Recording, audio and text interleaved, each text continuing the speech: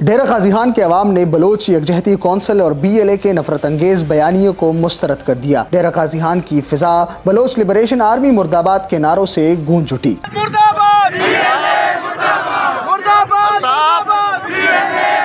डेरा गाजी खान के अवाम जानते हैं कि पाकिस्तानी नौजवानों की कातिल BLA हकीकी मुल्क दुश्मन है, जिसने चंद रोज कबल मच में 4 अफराद को शहीद कर दिया जिनका ताल्लुक डेरा गाजी खान से था। चुनांचे अवाम ने एक जानिब बलोच यकजहती कौंसिल के बयानिए को मुस्तरद कर दिया तो दूसरी जानिब मुसल्लह अफवाज के लिए अपनी गैर मशरूत हिमायत को भी वाज़ेह कर दिया। ये यकीनी तौर पर अलहदगी पसंदों के लिए बड़ा धचका है। अलहदगी पसंदों का दावा है कि मकरानता डेरा गाजी खान उनके आज़ाद बलोचिस्तान के ख्वाब का हिस्सा है।